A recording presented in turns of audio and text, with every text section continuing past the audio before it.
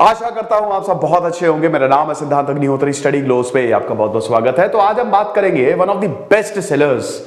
भाई ग्लोबली ये किताब बहुत बिकी थी, मेरी पर्सनल फेवरेट रही है ये।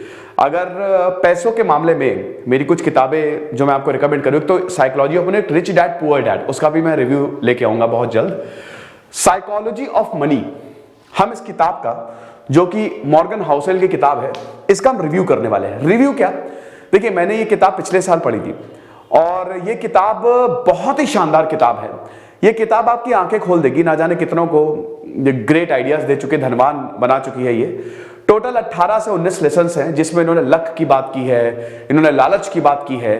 लेकिन अगर मैं एक चीज बताऊं, सबसे ज्यादा फोकस यहां पे इस किताब ने किया है सेविंग्स पे, सबसे ज्यादा फोकस। तो हम बात करेंगे द साइकोलॉजी ऑफ मनी की।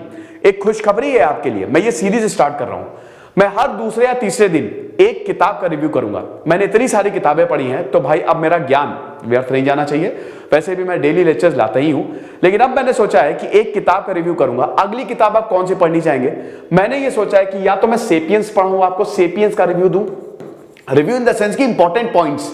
देखिए किताब खत्म करने में 1 हफ्ता लग जाता है, 1.5 हफ्ता लग जाता है, या ज्यादा भी लग सकता है या कम भी लग सकता है, डिपेंड्स ऑन योर रीडिंग।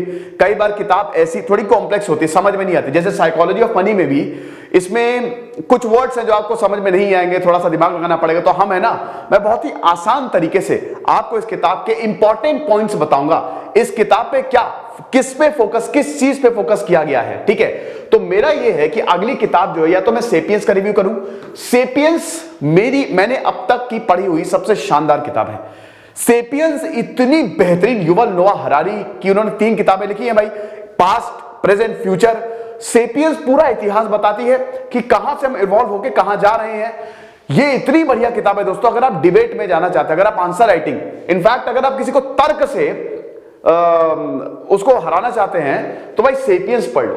मतलब आप किसी से भी डिबेट कर सकते हो यार।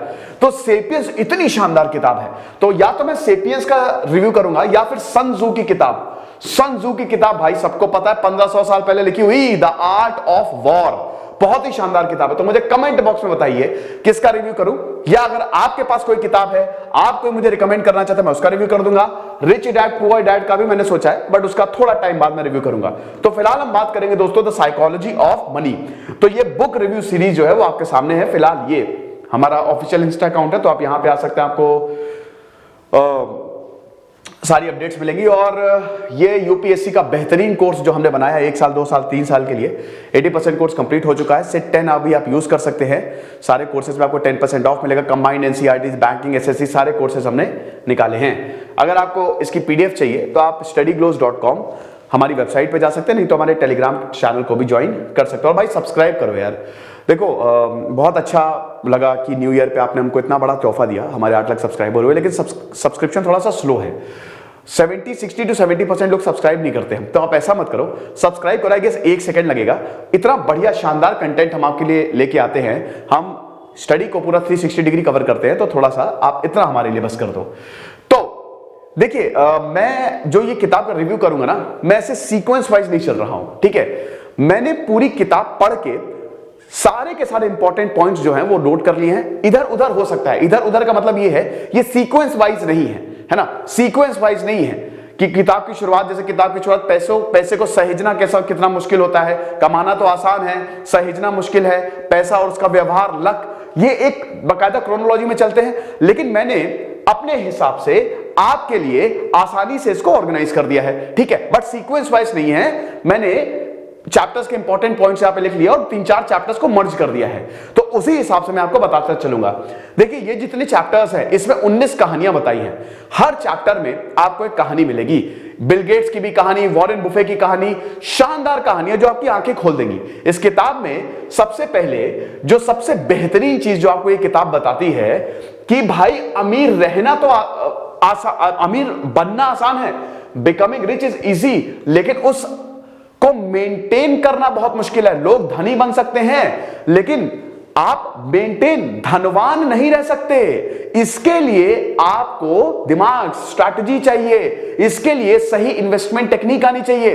पागलपन नहीं होना चाहिए। धनी तो हर कोई बन सकता है, आपने अक्सर देखा होगा लोग यूं ऊपर जाते हैं और उतनी ही तेजी से नीचे गिरते हैं दिमाग खराब होने के कारण। यहां पे दोस्तों स्टोरीज बताई गई हैं, ठीक है, जेसी लिवरमोर और अब्राहम केरेंस्की की। अब ये दोनों ही जो हैं वो इन्वेस्टर्स थे अमेरिका में, इन दोनों ही ने पैसा लगाया। यहां पे ये बताया गया है कि इन दोनों ने पैसा लगाया, बहुत जल्दी अमीर बन गए, बहुत जल्दी अमीर बन गए, लेकिन उतनी ही तेजी से ये नीचे आ गए। समझिए पैसे ने इनकी जान ले ली। कैसे? जेसी लिवरमोर जो है, जब 1929 का डिप्रेशन आया, ये स्टॉक्स में इन्होंने पैसा लगाया। आपको पता है डिप्रेशन 1929 का जो द ग्रेट डिप्रेशन था, अब तक की सबसे मनहूस घटना जो इतिहास में हुई है। आपको पता है ना कि लोग जो है वो सड़क से थोड़ा दूर होकर चलते थे ताकि ऊपर से कूद के कोई आत्महत्या ना कर लो, उनके ऊपर ना गिर जाए, ऐसा हिसाब किताब था। तो जेसी लिवरमोर ने उन स्टॉक्स के ऊपर पैसा लगाया जो नीचे जा रहे थे, ठीक है, और बहुत पैसा कमाया इन्होंने, मतलब बहुत ज्यादा। फिर उस स्टॉक्स का वो बढ़ा तो बहुत पैसा कमाया। वहीं पे अब्राहम केरेंस्की की अगर बात करें तो इन्होंने, देखिए नाम में थोड़ी सी गड़बड़ी हो सकती है ना, बहुत भारी बल्कि बुक है यार। अब्राहम केरेंस्की ने उनके ऊपर पैसा लगाया ऑन द अदर हैंड जो ऑलरेडी लॉस में चल रहे थे। कहने का मतलब यह है कि यहां पे जेसी लिवरमोर ने जिस चीज पे पैसा लगाया, ग्रेट डिप्रेशन में सब बर्बाद हो रहे थे, लेकिन जेसी लिवरमोर बहुत ज्यादा अमीर होते जा रहे थे।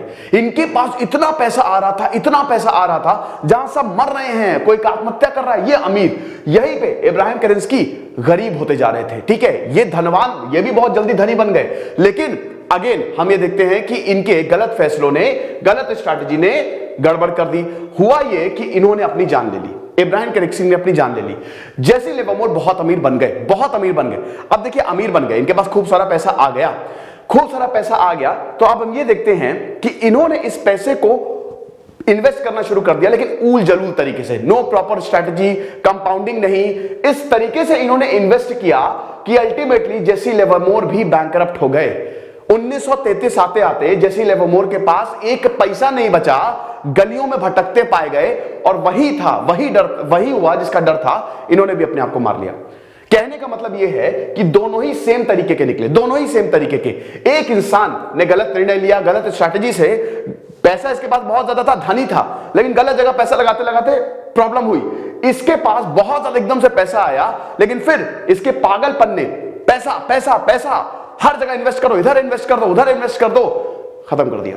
कहने का मतलब यह है कि आपको पैसा सहेजना आना चाहिए, जो इस किताब का थीम है। पैसा कमाना आसान है, आपको लगता है कि पैसा कभी नहीं जाएगा, या कि गलतफहमी है, पैसा चला जाता है। तो इसीलिए धनवान बने रहना बहुत ही ज्यादा जरूरी है। वेल्थ तो आ जाएगी आपकी, रिच तो हर कोई हो जाता है, लेकिन उसको मेंटेन कैसे किया जाए, उसके लिए 3 तरीके। कंपाउंडिंग, बहुत लोग जो हैं, अब जब आप इन्वेस्टमेंट करें, जब यहां पे वित्तीय फैसलों की बात आती है, जब भी आपके पास अच्छा खासा पैसा है, तो आप कंपाउंडिंग का हमेशा ध्यान रखिए कि उस पैसे से आप कितना पैसा बना रहे हैं। फिर उसके बाद सही स्ट्रैटेजीज बनाना बहुत ज्यादा जरूरी है, स्पेशली सिचुएशन के हिसाब से। अब जैसे इसमें एक और कहानी बताई गई है, ठीक है, ऑथर अपनी भी कहानी बताते हैं यहां पे। जैसे इसमें एक और इंसान की कहानी बताई गई, देखिए नाम मुझे इतना याद नहीं रहते, ठीक है, किताबों के। तो इसमें कहानी ये बताई गई है कि इनका दोस्त था, वो बहुत अमीर था, ठीक है, बहुत अमीर था, बहुत बढ़िया तरीके से पैसा, बॉन्ड ऊपर जा रहा था, तो वो खूब बॉन्ड में पैसा लगा रहा था। अब इनके पिताजी जो थे वो कह रहे थे इसमें पैसा मत लगाओ, बिल्कुल हटा दो इसको। यहां पे कॉन्फ्लिक्टिंग व्यूज हमको देखने को मिल रहे हैं। मतलब कहने का कि भाई देखो, सिचुएशन के हिसाब से चीजें बदलती हैं। जैसे अगर मान लो कि मेरे पिताजी एक ऐसे समय में पले बड़े हैं जहां पे गरीबी बहुत ज्यादा है, जहां पे मुश्किल है, हर तरफ प्रॉब्लम्स हैं, तो वो क्या करेंगे, वो बोलेंगे कि पैसों को बिल्कुल भी इन्वेस्ट मत करो, पैसे जितना हो सके उसका उतना बचा के रखो, कभी भी प्रॉब्लम आ सकती है, कभी भी बुरा वक्त आ सकता है, ठीक है। लेकिन अगर वही एक ऐसा इंसान है जो उस समय में पला बड़ा हो, जहां सब कुछ अच्छा है, जहां बॉन्ड मार्केट ऊपर जा रहा है, जहां शेयर मार्केट ऊपर जा रहा है, तो उसका रिस्क एपेटाइट ज्यादा होगा। यानी कि आप पक्के तौर पे नहीं कह सकते कि क्या सही है क्या गलत है, आपको सिचुएशन के अकॉर्डिंग चलना पड़ेगा, क्योंकि अनसर्टेनिटी हमेशा रहती है मार्केट में, स्पेशली फाइनेंशियल मार्केट में, समझे आप। तो पहले तो स्ट्रैटेजी, देन सबसे important, do not be mad. आपको पागलपन नहीं दिखाना है, पागलपन की हद तक नहीं जाना है। आगे के चैप्टर्स सबसे बेहतरीन चैप्टर्स में से किताब में से एक है कि व्हाट इज इनफ। इनफ क्या है? आप एक इंसान को उतना ही कमाना चाहिए, इंसान के टारगेट्स होने चाहिए। जैसे कि आपने 10-15 करोड़ कमा लिया, आपकी जिंदगी के लिए पूरा है, इनफ है। एक टाइम पे आपको पैसे को मना करना पड़ेगा, बस ठीक है अब हो गया, खत्म, आई एम डन। लेकिन अगर आप लगातार पागलपन की हद तक जाएंगे, जैसे इनके साथ हुआ, ये पागलपन की हद तक चले गए। एक समय पे लग रहा था कि भाई इब्राहिम केरेंस्की और जेसी लिवरमोर अलग हैं, नहीं अलग थे ये। जेसी लिवरमोर बहुत तेजी से अमीर बन गए, लेकिन उसके बाद ये पागलपन की हद तक गए कि पैसा चाहिए, पैसा चाहिए, इतना घमंड आ गया, इधर लगा दो उधर लगा दो, डूब गई। समझ रहे हो? तो ये चीज थोड़ा सा समझिए। उसके बाद यहां पे किस्मत को भी लक एंड अनसर्टेनिटी। देखिए ये यहां पे 2 एग्जांपल दिए हैं, यहां पे 2 स्टोरीज 3 स्टोरीज बताई। एक तो वॉरेन बुफे की, वॉरेन बुफे का इस किताब में कई बार एग्जांपल दिया गया है, और बिल गेट्स और केंट इवांस। किस्मत भी बहुत ज्यादा साथ होनी चाहिए, यह सच है। बिल गेट्स और केंट इवांस का एग्जांपल देते हुए यहां पे बताते हैं कि बिल गेट्स एक ऐसे स्कूल में पढ़े जहां पे कंप्यूटर था, ठीक है। अमेरिका के बहुत ही कम स्कूलों में कंप्यूटर था, लेकिन बिल गेट्स जिस स्कूल में पढ़े उस पूरे शहर में एक ही कंप्यूटर था, एक ही स्कूल में कंप्यूटर था, वो था बिल गेट्स के स्कूल में। तो बिल गेट्स भाई 10वीं में पॉल एलन उनके सबसे बेहतरीन दोस्त, बिल गेट्स और पॉल एलन ने मिलकर माइक्रोसॉफ्ट शुरू किया, आपको पता ही है, उनको नई बुलंदियों पे ले गए। तो स्कूल फ्रेंड थे ना बिल गेट्स और पॉल एलन, है ना। तो बिल गेट्स और पॉल एलन कंप्यूटर में ही 24 घंटा घुसे रहते थे। तो पहली किस्मत ये कि अगर बिल गेट्स का दाखिला कोई और ऐसे स्कूल में हुआ होता जहां पे कंप्यूटर नहीं था, तो शायद बिल गेट्स और बिल गेट्स नहीं होते। एक और दूसरी किस्मत, केंट इवांस। बिल गेट्स और पॉल एलन के एक और दोस्त थे, केंट इवांस। ये कौन थे? ये जीनियस थे, बिल गेट्स से भी उन्हीं के टक्कर के। कंप्यूटर में उतना ही ज्यादा इंटरेस्ट जितना बिल गेट्स और पॉल इवांस। बिल गेट्स बताते हैं कि अगर सब कुछ सही रहता तो केंट इवांस भी माइक्रोसॉफ्ट के फाउंडर होते। मैं पॉल एलन और केंट इवांस तीनों मिलकर माइक्रोसॉफ्ट शुरू करते, लेकिन ऐसा हुआ नहीं। आपको पता है ऐसा क्यों नहीं हुआ? 10वीं क्लास में केंट इवांस गए थे हॉलीडे पे, एक ऐसे हॉलीडे पे बर्फ की पहाड़ियों पे जहां पे कोई नहीं जाता, वहां पे इनकी मृत्यु होगी, खत्म। Luck is very very important. Yes, मैंने बताया ना कि अनिश्चितताएं हैं, कोई भी नहीं बता सकता कि चीजें कैसे बदलेंगी। जब वित्तीय हर कोई चाहता है कि यहां पे ये भी ऑथर बताते हैं कि किताब हर कोई इसीलिए कि इनको प्रॉपर गाइडेंस मिलेगा। हम नहीं बता सकते, इनफैक्ट आपको कोई भी नहीं बता सकता कि आपको अपने पैसे के साथ करना क्या है। हां, एक चीज, कुछ चीजें, कुछ फंडामेंटल चीजें हैं जो इस किताब में बताई गई है, जो कि मैंने बताया कि स्ट्रैटेजी से इन्वेस्टमेंट, अच्छी इन्वेस्टमेंट स्ट्रैटेजी से संयम पे इस किताब में बहुत ज्यादा ध्यान दिया गया है, ठीक है, कि संयम भी बरतना चाहिए। वो अभी हम आगे बात करेंगे। तो luck is very very important. Yes, Akshay Kumar से मैं थोड़ा सा इस किताब से डिटूर ले रहा हूं। अक्षय कुमार का जब इंटरव्यू लिया जाता है, अक्सर वो बोलते हैं कि मेरी किस्मत है पूरी, 60 to 70% लक है। बोलते हैं क्यों? क्योंकि मैं ऐसे अपने बहुत टैलेंटेड एक्टर्स को देखता हूं जो मुझसे 1000 गुना ज्यादा गुड लुकिंग है, 1000 गुना ज्यादा मेहनती हैं, लेकिन उनको काम नहीं मिला। सही समय पे सही चीज होना इंपॉर्टेंट है। फिर अनसर्टेनिटी की भी यहां पे बात की जाती है, अनिश्चितताएं। देखिए, अनसर्टेनिटी से थोड़ा सा मैं एक और चीज जोड़ूंगा यहां पे। वॉरेन बुफे की हम सब बात करते हैं, हम सब वॉरेन बुफे की बात करते हैं कि वॉरेन बुफे बहुत बड़ी बात है, वॉरेन बुफे ने कमाल का काम कर दिया। लेकिन क्या आपको पता है वॉरेन बुफे का जो मेन प्रॉफिट है वो उनके खाली 10% स्टॉक से ही आता है। मतलब जिन वॉरेन बुफे ने 500 से ज्यादा कंपनी, बहुत सारी कंपनीज में इन्वेस्ट किया है, लेकिन सिर्फ 10% उनमें से इनको प्रॉफिट दे रहे हैं, बाकी 90% लॉस है। हम उस वेंचर की कभी बात ही नहीं करते जो लॉस में है। कहने का मतलब यह है कि भाई देखो, ये जो फाइनेंशियल मार्केट है ना, ये फाइनेंशियल मार्केट अनिश्चितताओं से भरा हुआ है। आप यकीन मानो कि अगर आप इन्वेस्ट कर रहे हो तो उसमें काफी कुछ खराब होगा, लेकिन जो चीज सही लग गई, वो 1-2 चीज भी अगर आपको सही पकड़ लिया आपने, तो आप अमीर हो जाओगे। जैसे वॉरेन बुफे के साथ हुआ। वॉरेन बुफे भाई 10 कंपनी के मेजर शेयर होल्डर्स हैं, इंक्लूडिंग कोका कोला, लेकिन बहुत सारी ऐसी कंपनी है जिसमें वॉरेन बुफे ने पैसा लगाया, वो डूब गई, वो खत्म हो गई, लेकिन उनकी बात हम नहीं करते हैं। और ऐसे हमको बहुत सारे एग्जांपल्स मिलेंगे।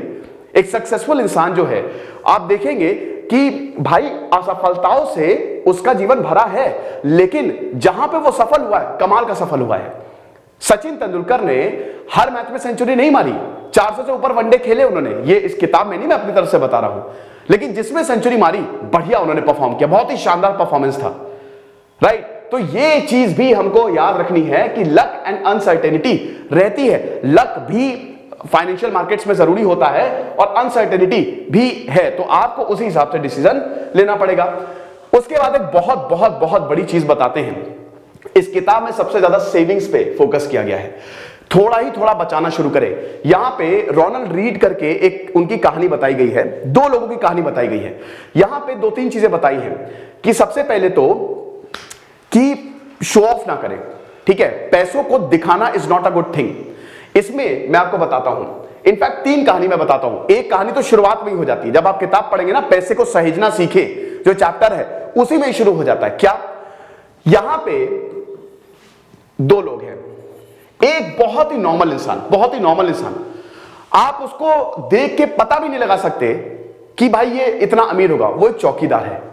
दूसरा इंसान है हार्वर्ड पढ़ा हुआ, वेल इंटेलिजेंट, एकदम मतलब समझ लिए कि गजब की फाइनेंशियल नॉलेज। इन दोनों को कंपेयर किया गया है, ठीक है, इन दोनों को कंपेयर किया गया है।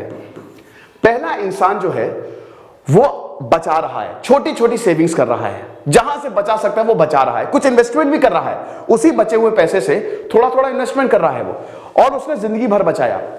दूसरा इंसान जो है वो बहुत ही पढ़ा हुआ, सब कुछ एकदम शानदार, उसने गजब इन्वेस्टमेंट किया हुआ है, जब आखिरी पड़ाव आया इस पहले इंसान का, रोनाल्ड रीड नाम था इनका, आखिरी पड़ाव आया तो हमने ये देखा कि इस इंसान के पास मिलियंस ऑफ डॉलर्स निकले।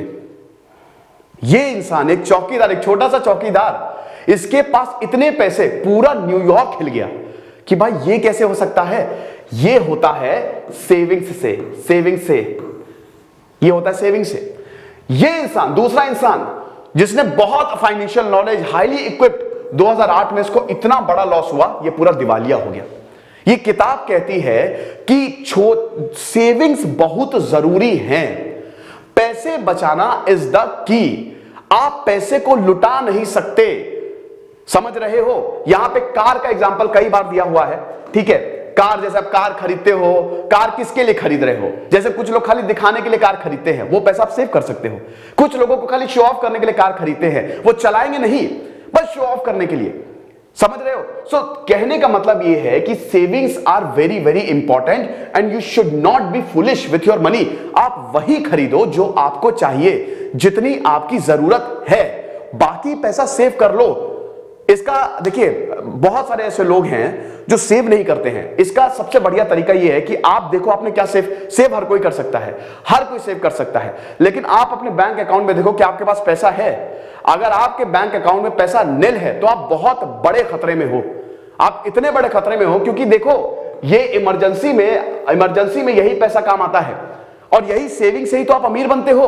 भाई वॉरेन बुफे 60 साल में अमीर हुए थे, 60 साल में, 50-60 साल तक उन्होंने वेट किया, आप समझ रहे हो। और वो भी बोलते हैं कि do not lose your money when you will not use your money, जब आपके पास अच्छी खासी सेविंग्स होगी। So savings are very very important. इस किताब का सार ही यही है, जितना मैंने पढ़ा है, हो सकता है अलग अलग इंटरप्रिटेशन हो, लेकिन इस किताब में सबसे ज्यादा फोकस सेविंग्स पे दिया गया है कि बचाते रहो भाई, थोड़ा ही पैसा बचाओ, लेकिन बचाओ। जिस इंसान ने किसी ने उससे एक्सपेक्ट नहीं किया था, वो इतना अमीर हो गया, और जिस इंसान ने बहुत लोग एक्सपेक्ट कर रहे थे, वो अमीर नहीं। क्यों? सेविंग्स की वजह से। इसके बाद डोंट शो ऑफ, सेविंग्स पे हम इस पे आते हैं, ठीक है, ये इंटरकनेक्टेड है सेविंग्स।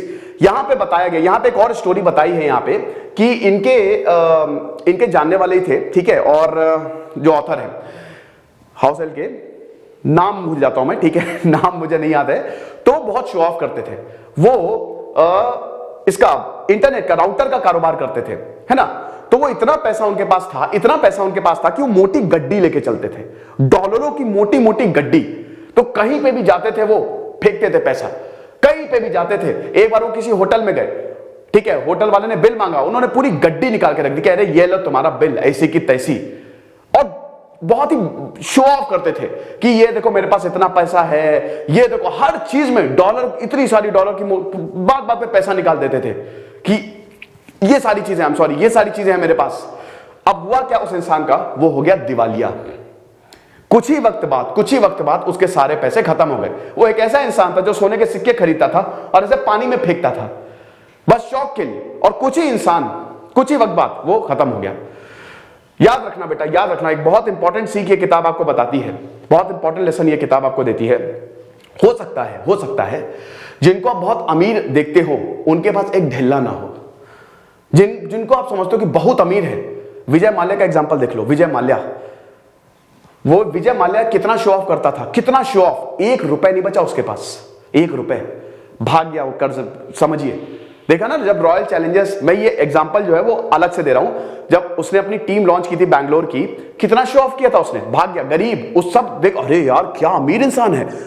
इंसान तो ऐसा, मुकेश अंबानी को कभी आपने शो ऑफ करते हुए देखा है? मार्क जकरबर्ग कितना सिंपल इंसान है, उसको कभी शो ऑफ करके हुए देखा है? कहने का, यहां पे ये किताब ये बोलती है, बहुत मैं बोल रहा हूं कहने का मतलब फेवरेट वर्ड है मेरा, ये किताब ये बोलती है कि जब वित्तीय मामलों की बात आती है तो इसमें विनम्रता बहुत ज्यादा जरूरी होती है। आपको हम्बल रहना पड़ेगा, आपको शांत रहना पड़ेगा। अल्टीमेटली आपको चाहिए क्या?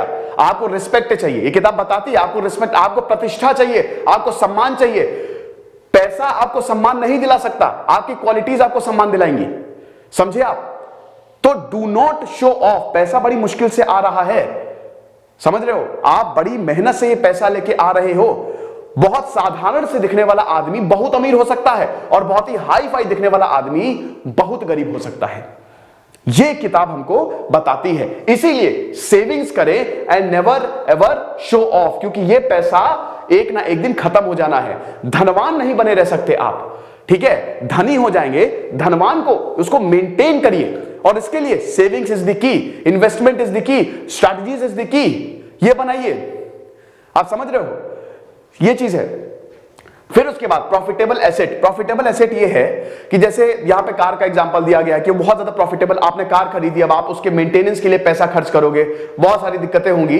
तो आप एक तो कर्ज पे भी थोड़ा बोला गया है कि कर्ज आप तभी लो जितना आप अफोर्ड कर सको, ठीक है ना? बहुत ज्यादा कर्ज लेना हानिकारक, स्पेशली उस इंसान को तो थोड़ा कर्ज नहीं लेना चाहिए। मैं अपनी तरफ से ऐड कर रहा हूं, उस इंसान को तो कर्ज नहीं लेना ही नहीं चाहिए जिसकी आय नहीं है, क्योंकि वो पैसा बचा सकते हो। और दोस्तों हमको समझ में नहीं आता, हम जब खर्च करते हैं हमको समझ में आता ही नहीं है। आप खुद सोचो कि आप अभी, आपकी उम्र इतनी है, आपने कितना बचाया है, और अगर आपके, मैं बता रहा हूं ना, बैंक अकाउंट में पैसा नहीं है, आपके पास बचत नहीं है, तो आप बहुत बड़े खतरे में हो, बहुत बड़े खतरे में डूब जाओगे। क्योंकि पैसा जो है ना वो कभी भी, मान लो कि आपकी एक, जैसे इस किताब में बहुत सारी स्टोरीज बताई गई हैं, उसमें यही बताया गया कि वक्त बदलता है। वित्तीय मामलों में आपको फाइनेंशियल एडवाइस जो है वो बहुत लोग दे देंगे, बहुत लोग बता देंगे, बहुत लोग आशावाद वर्सेस निराशावाद की यहां पे बात की गई है। आशावादी आपको बहुत लोग, लेकिन भाई अनसर्टेनिटी है, मार्केट गया तो आपका पैसा गया। तो इसीलिए उन्हीं जगह पे इन्वेस्ट करें जो कि थोड़ा सा प्रॉफिटेबल हो। आगे देखते हैं, ये बहुत इंपॉर्टेंट है यहां पे, what is your real wealth. यहां पे बोला गया कि क्या पैसा ही आपकी रियल वेल्थ है? नहीं, पैसे से आप सब कुछ नहीं खरीद सकते। यहां पे ऑथर अपना एग्जांपल देते हैं। ऑथर अपना एग्जांपल देते हुए बताते हैं कि एक्चुअली मेरे साथ क्या हुआ था कि मैं इन्वेस्टमेंट बैंकर बनना चाहता था। अब इन्वेस्टमेंट बैंकिंग में मेरा पैशन था, मुझे बड़ा अच्छा लगा कि इन्वेस्टमेंट बैंकर। लेकिन हुआ क्या कि जब मैं इन्वेस्टमेंट बैंकर बनने गया तो मुझे इतना ज्यादा काम करना था, मेरी नींदें उड़ गई। अब ये कंपेयर करते हैं पास्ट और प्रेजेंट में, कि आज का जमाना ऐसा है ना कि हमारी नींदें उड़ जाती है। जैसे पहले का जमाना कैसा था? पहले का जमाना ऐसा था कि पहले 1950s में क्या होता था कि जब इंसान काम करता था, ठीक है, तो वो शांत रहता था, उसको एक काम में दिया जाता था, 10 बजे से 5 बजे तक नौकरी, बस दैट्स इट। उसके बाद वो घर जाता था, एंजॉय करता था, अच्छा टाइम, सब कुछ बढ़िया। लेकिन आज क्या है? आज वर्किंग आवर्स कम है। पहले आपको वक्त ज्यादा था, वर्किंग आवर्स ज्यादा कम थे, नहीं, वर्किंग आवर्स ज्यादा थे, आपको पैसा भी कम मिलता था, लेकिन सुकून जिंदगी में था। लोगों की जिंदगी में पहले जमाने में सुकून था, आज उल्टा हो गया है। आज क्या है? वर्किंग आवर्स कम है ना, वर्किंग आवर्स कम है, पैसा ज्यादा है, लेकिन सुकून नहीं है। इसको आप कैसे पता लगा सकते हैं? सोते सोते आप वही चीज सोचोगे, कहीं पे भी जाओगे आप वही, यार आज, अरे यार वो प्रोजेक्ट पूरा करना है यार, बॉस डांटेगा, सुकून चला गया। यही ऑथर बताते कि मैंने इन्वेस्टमेंट बैंकिंग इसलिए चुना था कि मुझे लगा कि मैं बहुत ज्यादा, मुझे मजा आएगी, पैसा, लेकिन इतना ज्यादा काम करना पड़ा मुझे, 24 घंटे काम मेरी तो नींद उड़ गई। वही काम करे जो आपको सुकून दे। Ultimately you need peace of mind. प्रतिष्ठा, सम्मान, रिस्पेक्ट पे बहुत ज्यादा बल दिया गया है ना। तो एक तरीके से बैलेंस करें अपनी लाइफ को। पैसा आपको खत्म साइकोलॉजी ऑफ मनी, पैसा आपको बर्बाद कर सकता है, पैसा आपको पगला सकता है। तो उसके लिए you need to be humble, शांत रहे, हम्बल रहे, that is very very important. और टाइम इज वेरी इंपॉर्टेंट, वक्त देना बहुत जरूरी है। वक्त की यहां पे बात की है, ठीक है, वक्त की भी यहां पे बात की है। वक्त यहां से इस तरीके से बात की हुई है कि भाई लॉन्ग टर्म इन्वेस्टमेंट बहुत ज्यादा जरूरी होता है। जैसे वॉरेन बुफे का एग्जांपल दिया गया है, 50-60 साल के बाद वो अमीर हुए, है कि नहीं। तो ये चीज है। देन गुड क्वालिटीज, अगेन देखिए वही कि पैसा जो है ना वो आपके अंदर गुड क्वालिटीज नहीं लाएगा। पैसे को पगलापे, मैडनेस तक मत ले जाएं। मैंने यहां पे लिखा हुआ है क्या, हाँ ये ठीक है। How much you want to earn, अब ये देखिए इससे इंटरकनेक्टेड है। वही बताया कि इंसान को अपना इनफ पता होना चाहिए, इंसान को अपना इनफ पता।